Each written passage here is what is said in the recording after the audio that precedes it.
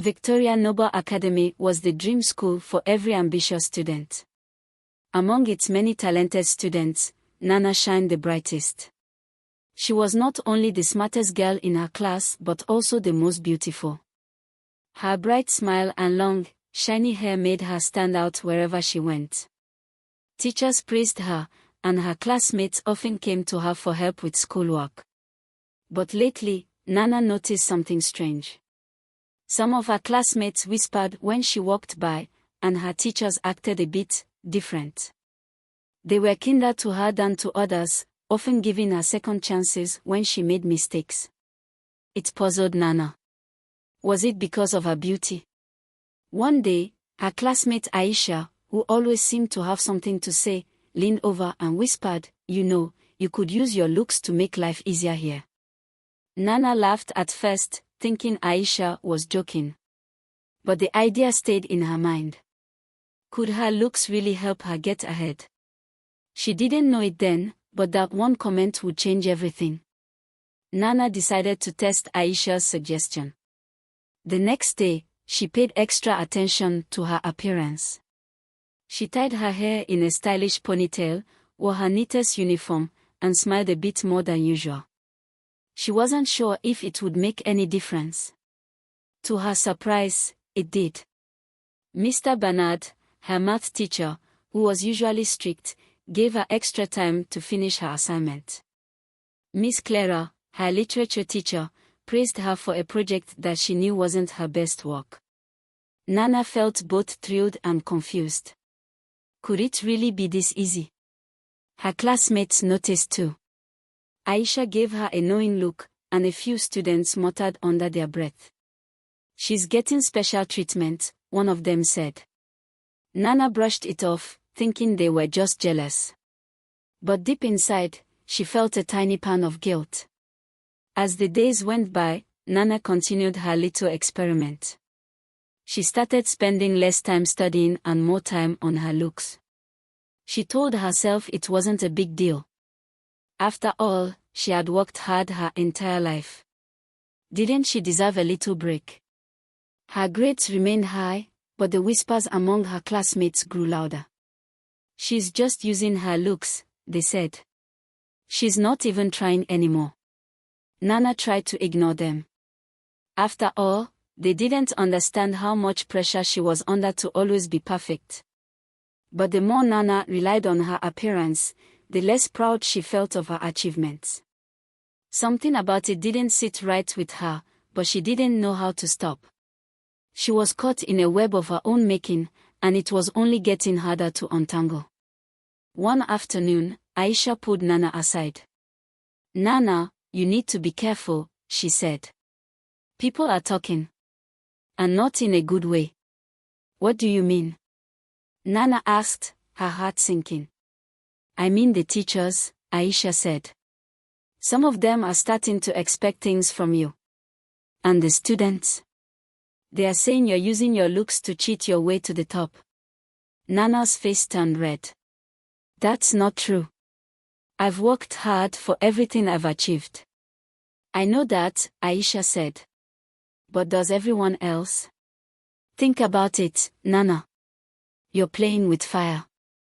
Nana tried to shake off Aisha's words, but they stayed with her. Was she really making a mistake? Or was Aisha just being dramatic? She didn't know what to believe anymore. One day, Nana stayed back after class to pick up her notebook. As she walked past the staff room, she heard voices. It was Mr. Bernard and Miss Clara. "She's a bright girl," Mr. Bernard said. "But sometimes I wonder if she relies too much on her charm." "She does stand out," Miss Clara replied. "But we need to be careful not to give her special treatment. The other students are noticing." Nana's stomach dropped. They were talking about her. She felt a wave of shame and regret. She had let herself get caught up in something that went against everything she believed in. It was time to make a change, but she had no idea how to fix the mess she had created. The next day at school, Nana could feel the stares of her classmates. Whispers followed her wherever she went. The rumors had spread like wildfire.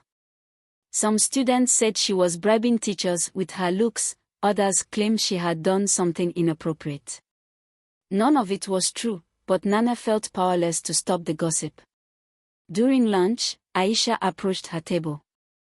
"Nana, you need to address this. People are saying awful things. What can I do?" Nana asked, her voice trembling. "They've already made up their minds. Start by talking to the teachers," Aisha suggested. "Clear the air. If they know the truth, they can help you." Nana nodded, but she was scared. Would the teachers believe her? She decided to speak with Miss Clara first. That afternoon, she waited nervously outside her office. When Miss Clara finally invited her in, Nana took a deep breath. "Miss Clara, I need to talk to you about the rumors going around." Miss Clara looked at her kindly. "I'm glad you're here, Nana.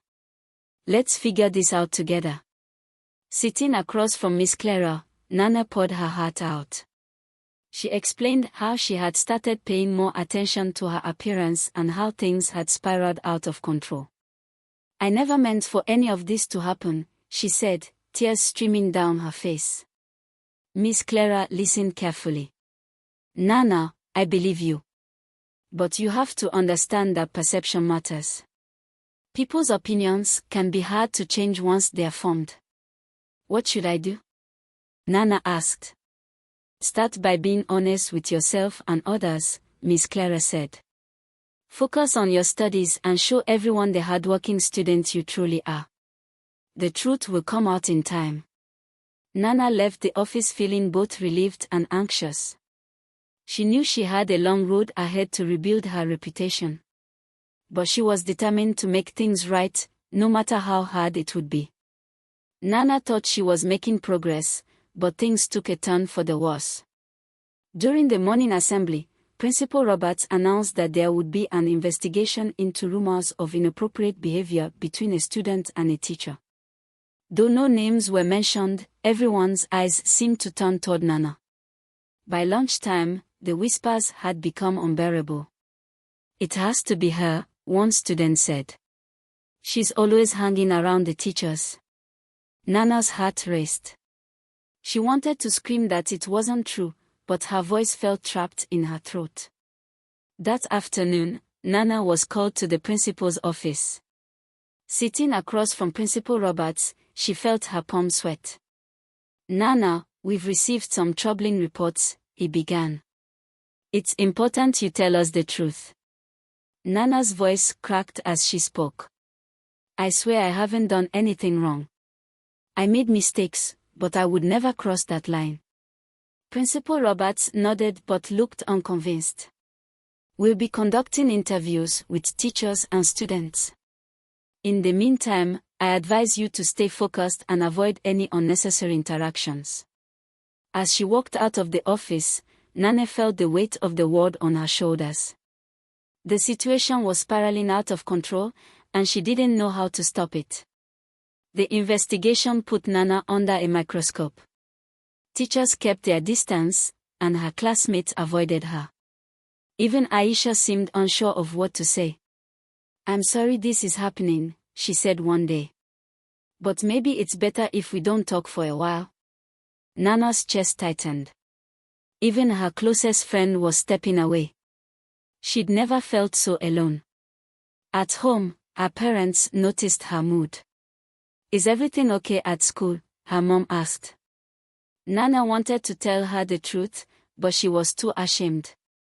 One evening, while scrolling through her phone, Nana saw a post on the school's social media page. Someone had anonymously shared a picture of her with the caption, "This is who's ruining our school." The comments were cruel. "She's fake. She doesn't deserve to be here." Nana threw her phone aside and cried into her pillow. For the first time, she wondered if she should leave Victoria Noble Academy. The school she once loved now felt like a cage. A week later, Nana was called back to the principal's office. This time, both her parents were present. Her mom looked worried, and her dad had a stern expression. After reviewing the situation, the school board has decided to expel you, Nana, Principal Roberts said. There's no concrete evidence against you, but the rumors and disruptions have made it impossible for you to continue here. Nana's world shattered. Expelled. But I didn't do anything, she cried. Her dad shook his head.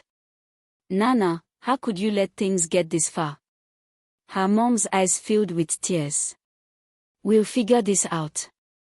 But for now, you have to transfer to another school. That evening, Nana packed up her textbooks and uniform with a heavy heart. Leaving Victoria Noble Academy felt like losing a part of herself. She had dreamed of graduating from there, but now she was living in disgrace. As the family drove to her new school the next day, Nana promised herself she would start over. She didn't know how, but she was determined to become someone she could be proud of again. The public school felt like a different world. The classrooms were smaller, the uniforms less polished, and the students seemed more relaxed. Nana's heart pounded as she walked through the hallways for the first time. She felt like everyone was staring, though most students barely noticed her. Her first class was history. The teacher, Mr. Lane, introduced her to the class. We have a new student today. Everyone, meet Nana. A few students smiled politely, but most went back to their conversations. Nana sat in the back row, trying to blend in. She felt out of place and unsure of how to start over. But as the day went on, she noticed something surprising. The teachers didn't treat her any differently from the other students. They didn't care about her looks or her past.